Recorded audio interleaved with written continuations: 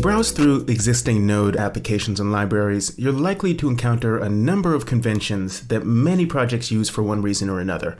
Some of these are prescribed by Node itself or NPM, while others have been developed in an ad hoc way.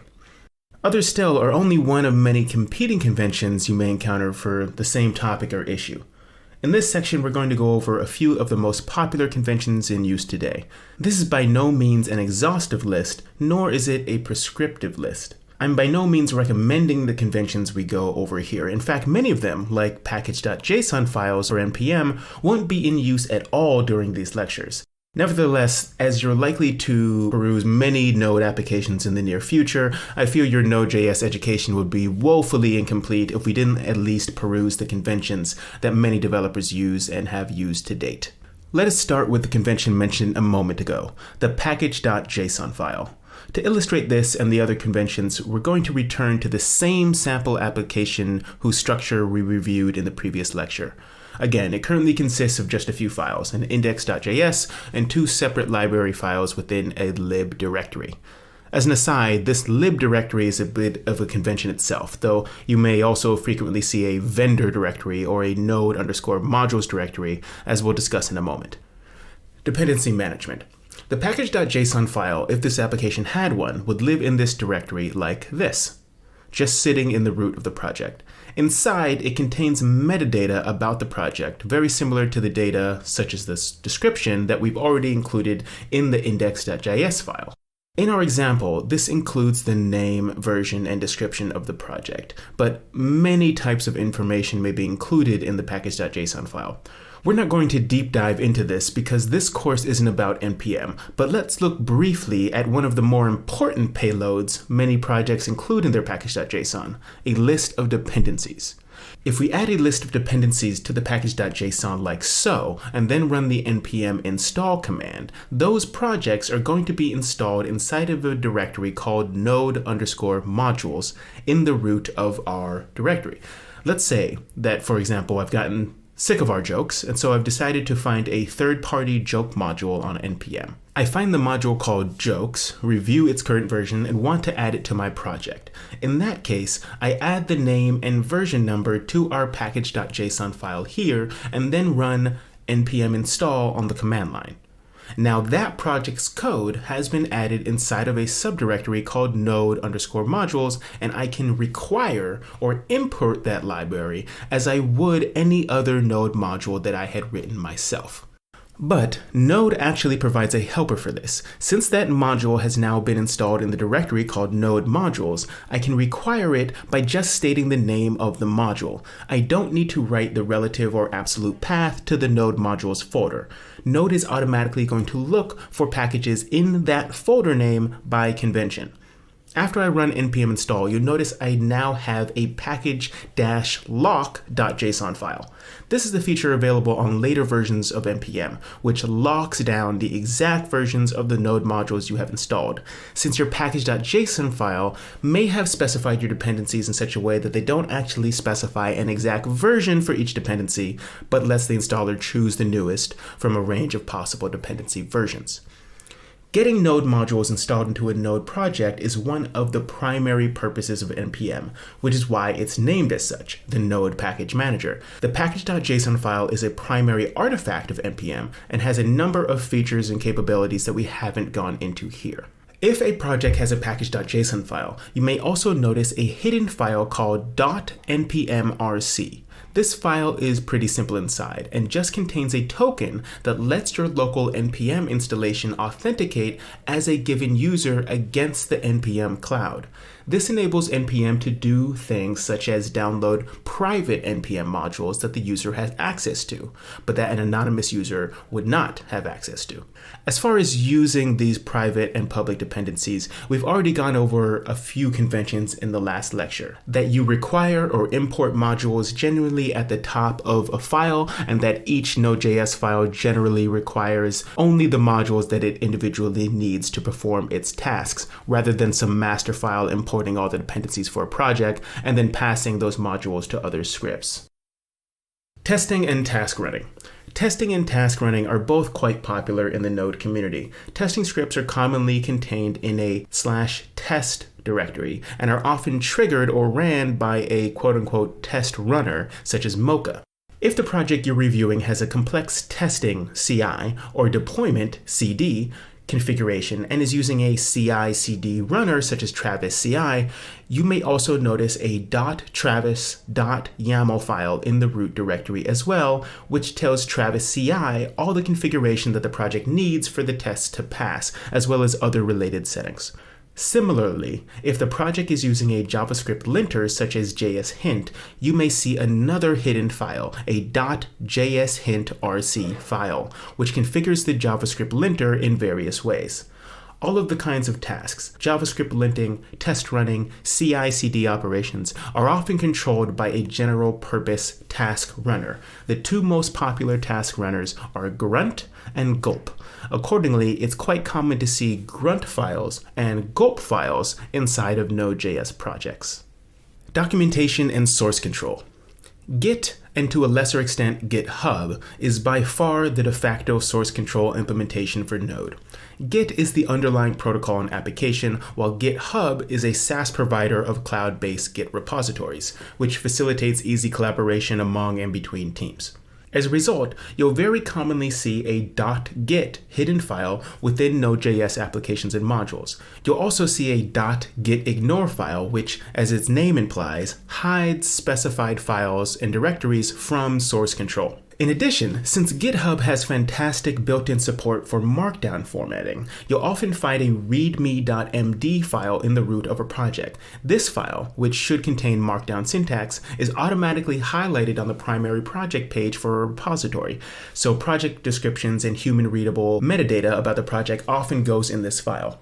The NPM Cloud, npmjs.org, has adopted this convention as well and automatically displays the parsed Markdown README for repositories, modules, on each package's homepage. Technically, there can be many different Markdown files in any given directory of a repository, as well as subdirectories. But in practice, you're likely to only encounter one readme.md file in the root of the project, and this file is likely to contain the vast majority of the documentation for the project. Documentation often also takes the form of code comments within JavaScript files, and a common convention is to use code comments above each function and the @param string to spell out a description of each parameter being passed to that function. This convention plays well and may very well have been born from the use of comment parsers that generate automatic documentation for projects. You're likely to encounter other code comments of various formats in many places within a Node app.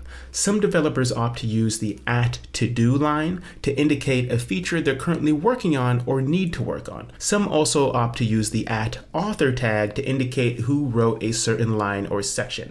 It's worth noting, though, that many other devs vehemently oppose the use of such comments, as Git commits are a much more robust and reliable way to indicate who authored what within a given file. Environments and configuration. When it comes to application configuration, Node provides woefully few conventions, if any. When configuring an application to run on localhost, this issue is of trivial importance. But once you've got an application that needs to run in different ways within different environments, on a staging site versus a production site, for example, configuration issues can come into focus. Unfortunately, there's no given solution that works in all cases, because much of the configuration of an app is dependent on the features available within the environment the app will eventually be running in, and the continuous integration and deployment systems that will ship the app to those environments. Here we'll go over a few of the most popular options. The first option, and likely the most popular, is to start your application with the node_env equals environment name, such as node_env equals staging or node_env equals production. The command line variable will become accessible within your Node application at process.env.node_env. Really, any command line argument set will be available at process.env.that variable name, but node_env is a particularly popular convention. You could just as easily call it foobar equals production to the same effect. At any rate, since the environment variable is available within your application, many developers will create a single configuration file with a switch inside of it. This configuration file will export only the variables configured for the environment in question.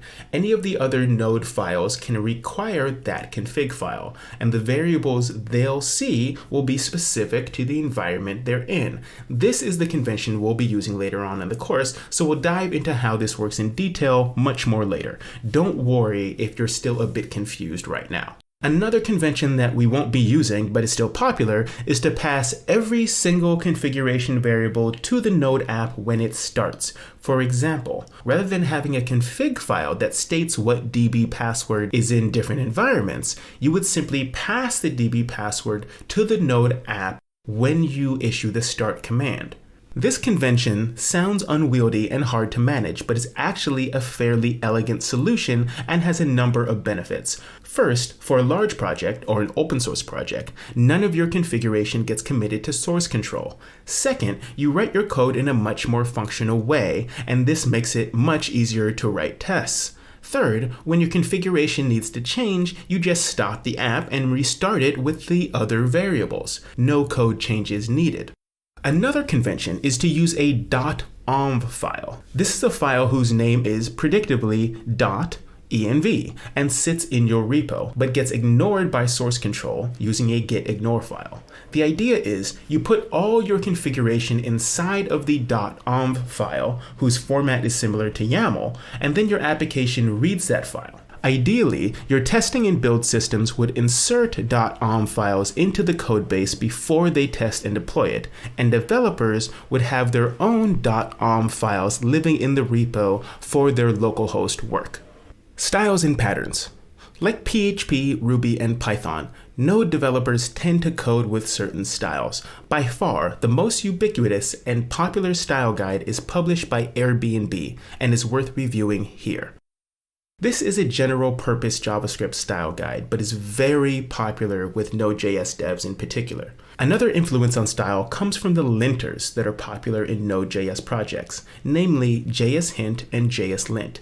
These linters will catch many style issues that aren't of major consequence to the function of the application, but are common conventions used.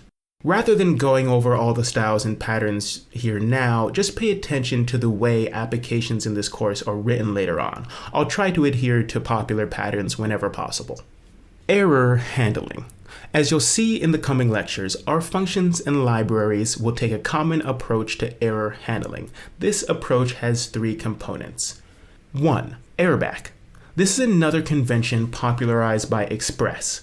With the errorback pattern, every callback's first parameter is an error parameter, which should come back as null, undefined, or false if there's no error. 2. When writing functions, we avoid throwing exceptions most of the time, opting instead to return the encountered error to the caller, such as through the errorback parameter. Since Node.js is single-threaded, thrown exceptions kill the entire application. So if a request comes in to your Node REST API, for example, and you encounter an error and throw an exception, the entire application will die. Not just the process that's handling that particular request, but the entire application handling all requests. If you encounter an error that truly should kill the whole application, it's fine to throw, but these cases are pretty rare. 3. As in browser-based JavaScript, avoid using globals and polluting the global namespace whenever possible. Many Node applications have dozens or even hundreds of dependencies and libraries. If every library added its own global variables and polluted the global namespace, it would be very difficult to avoid collisions when your application is defining variables of its own. So rather than risk collisions, each module or library should scope their variables to its own module and to its own functions, thus avoiding any namespace pollution. You'll see how we accomplish this and other conventions in the coming lectures.